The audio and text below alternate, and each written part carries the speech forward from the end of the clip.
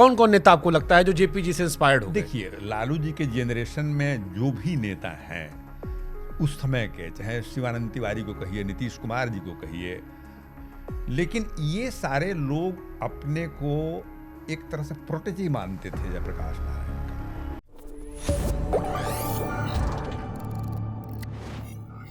कौन कौन नेता आपको लगता है जो जेपी जी से इंस्पायर्ड हो? देखिए, लालू जी के जेनरेशन में जो भी नेता हैं उस समय के, चाहे शिवानंद तिवारी को कहिए, नीतीश कुमार जी को कहिए, एक सुशील मोदी भी थे जो कि भारतीय जनता पार्टी से जाते थे, लेकिन ये सारे लोग अपने को एक तरह से प्रोटेजी मानते थे जयप्रकाश नारायण का, क्योंकि उसके आंदोलन से जेपी मूवमेंट, बिहार में जो जेपी मूवमेंट कहा जाता है, तो ये सारे लोगों को उनका सानिध्य प्राप्त हुआ, जयप्रकाश ने गाइडेंस प्राप्त हुआ। तो अब ये तो बड़े बड़े नेता हो गए, लेकिन स्टूडेंट मूवमेंट था ना, सैकड़ों लोग जेपी से इंस्पायर्ड रहे। लालू जी का कहिए कि ब्लेस्ड लीडर थे या कुछ भी, तो जेपी का सानिध्य इनके ऊपर बना रहा और ये भी जेपी को बहुत ही इज्जत के निगाह से देखते थे, उनके गाइडेंस को लेते थे, कुछ भी कमी बेसी इनके पास होता था। एक बार की कहानी है कि इनको जेल में थे तो मिसा का ये हो गया, पैसा इनके पास नहीं रहता था, तो गए तो बोले कि बाबूजी हमारे पास, तो 200 रुपया निकाल के इनको दिए कि तुम जाओ अपना बाल बच्चे को ध्यान रखो। फिर आए इनके घर पर, जब मिसा हुई तो उन्होंने ही मिसा नाम रखा अपना, इस तरह से, क्योंकि मिसा में लालू प्रसाद जी बंद थे। तो मैंने इनके व्यक्तिगत, लालू जी यही बताते थे कि वो केवल ये गाइड नहीं करते थे कि राजनीति किस तरह से करनी है, ये भी गाइड करते थे कि व्यक्तिगत जीवन में कैसे रहना है। आप पब्लिक पर्सनालिटी, आपसे लोग इंस्पायर्ड होंगे, आपके तरफ लोग देखेंगे तो आपका कंडक्ट कैसा होना चाहिए, इस सब का लालू प्रसाद जी पर प्रभाव पड़ा।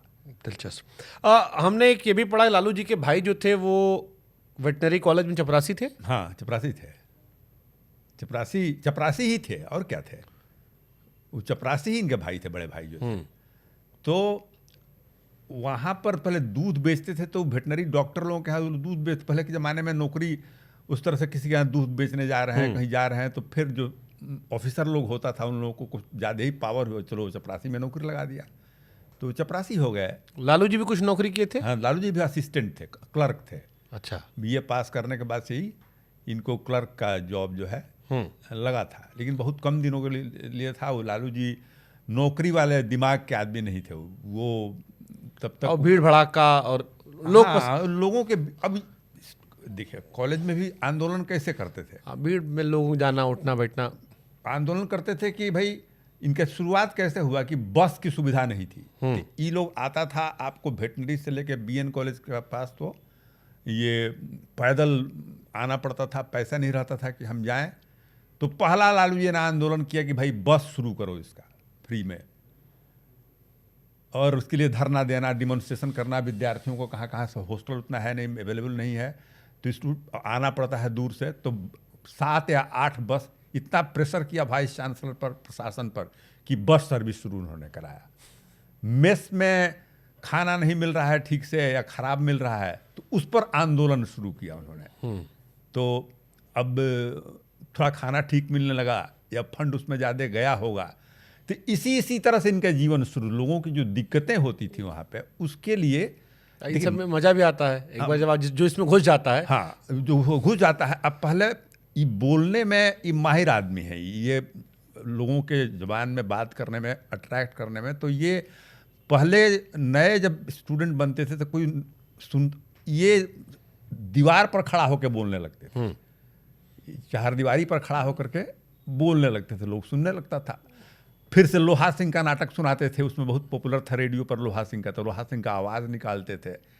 गिफ्ट ऑफ गैप तो उनको है ही, ड्रामा भी करते थे, विदूषक का भी थे बहुत अच्छे। वो तो मोदी जी भी देखे जब नकल निकाले थे, बढ़िया बात। वो तो मोदी जी का भी नकल, लालू जी मिमिक्री कर लेते थे। हाँ, मिमिक्री, ये सब चीज़ में आपको वो बेसिकली है क्या कि बोलने का, अपने बातों को रखने का तो कला उनके पास है ही। हाँ। लेकिन एट द सेम टाइम लोगों के जबान में एनेक्डोट के साथ बोलना, किस्से कहानियों के साथ बात करना। हाँ, हमको घटना याद आ रही है जो कहीं रैली में कहे थे, बिजली आई बिजली गई। हाँ, तो मिमिक्री अब तो उतना बोल नहीं पा रहे हैं। अभी तक उनके रील्स को लोग चलाते रहते हैं, जो पार्लियामेंट में पुराना हाँ, भाषण है, आप देखते हुए कि ममता बनर्जी वाला, ममता बनर्जी, बहुत सारे हैं जिसमें वाजपेयी जी तो नहीं आडवाणी- मिला है तो नहीं मिलेगा पगली। नहीं मिलेगा। आप वाजपेयी जी को, आपको तो एक ही बार जवाहरलाल जी बोले थे कि पीएम, आप तो दो बार हाँ, बन दो गए। बार बन अब गए, कब हाँ। आप छोड़िएगा? तो कब वाजपेयी जी छोड़ेगा? भी सही हंस बात, रहे हैं। अटल जी भी हंसने लगे थे अटल उस जी भी पे। हंसने लगे उस पर। तो इस तरह से उनका जो अंदाज है वो अपने आप में वो अरे निराला। बरखा दत्त को कह दिए थे वो कि you are a strong lady. नहीं नहीं, you are man. You are male. हाँ, अरे वो बड़ा एपिक वीडियो है। तो इस तरह से उनका है। अब देखिए ना, मैंने वो बचपन को अपने ही वो कहानी जो सुनाते थे कि भाई इनके पिताजी गायों को लेके चले जाते थे चराने के लिए। पीछे पीछे ईलो जाता था भोर में अपना, और उनकी माँ सत्तू लेके बाद में खोजती थी कि कहाँ ये सब, और जान जाती थी कि इसी ऊख के पीछे, उसी बगीचा में मेरे ये बच्चा सब गाय चला रहा होगा, तो वहाँ पहुँच जाती थी। तो ऐसे ऐसे कहानियाँ उनकी हैं। लालू जी की, क्योंकि आजकल तो अब तो ऑफिशियल हो गया कौन जात हो। जीतन राम मांझी जी ने अभी कुछ दिन पहले कहा था कि वो गडरिया में जन्मे हैं। लालू जी आपको पूरा किस्सा सुनाए होंगे, ये बड़ा चर्चा चलता है क्योंकि मांझी जी कह दिया। हालांकि मांझी जी और इनका चलता रहता है। हमारे ही पॉडकास्ट में तेज प्रताप ने वो चूहा वाला जिक्र किया था, बड़ा बवाल कटा था उस पर कि उन्होंने कहा हमारे यहाँ से निकलता और बगल में चलाता और ऐसा वैसा। फिर वो हमको थोड़ी देर समझने में लगा, बाद में हमको एहसास हुआ कि क्यों कह रहे थे, काहे कह रहे थे और क्या कहानी था। तो उसी में एक मांझी जी का स्टेटमेंट आया था कि तेजस्वी जी के पिताजी किसके जन्मे हुए हैं, गडरिया के जन्मे हैं, तो वो गडरिया है, यादव नहीं है। ये सब बिल्कुल ही ये सब पॉलिटिकल है, अनर्गल बात है। उनके गांव में कोई, लालू जी ऐसे आदमी है नहीं कि कोई जाके उनके गांव को देखने। अब तो फुलवरिया में रोड हो गया, आराम से जा सकता है। तो वो किसी गांव में जाएंगे तो लालू जी का घर अकेले यादव थोड़ी वहाँ पर है, और भी घर है, इनके ये खानदान के लोग हैं और लोग हैं। ये यादव है, ये गडरिया, ये सब जो अपोनेंट कहीं पर इस तरह से कुछ बात करने के लिए बोल दिए। मांझी जी मौज काटते काटते कर दिया। हाँ, अपना बोल दिए। ये सब अच्छा, लालू जी के जब पूरा किताब आपने लिख लिया, अब आप एक पत्रकार के तौर पर भी, लेखक के तौर पर भी, आप लालू जी को पिछड़ों का नेता देखते हो, देश का नेता देखते हो, मतलब MY फैक्टर का नेता देखते हो, कैसे देखते हो आप लालू जी को? कैसे डिस्क्राइब करोगे आप? लालू जी का जो इमरजेंस है, हाँ, एक शुद्ध रूप से वो मार्जिनलाइज क्लास के लीडर है। उनको देखिएगा, कास्ट लीडर तो बिल्कुल ही नहीं है। देखिए, अभी भी आप उनके पास, जो उनका सबसे नज़दीक जो उनके पास रहता है, जिसका आपको कांटेक्ट नहीं हुआ होगा, लक्ष्मण और असगर।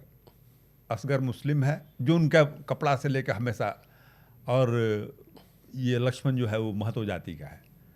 वो जाति वाले आदमी व्यक्तिगत रूप में नहीं है। हाँ, इसमें वो जरूर है कि गरीब लोग जो है, अधिकांशतः बैकवर्ड जातियों में होता है लोग, या दलितों में होता है, लेकिन वो डिप्राइव्ड सेक्शन के गरीब आदमी के इमरजेंस उनका ऐसे ही है। देखिए, जब मंडल कमीशन भी लागू हुआ तो लालू के पहले नारे को आप याद, भाषण भी देते थे कि ऐ गाय चराने वाले, बकरी चराने वाले, सुअर चराने वाले, पढ़ना लिखना सीखो। ये सब वो करते थे।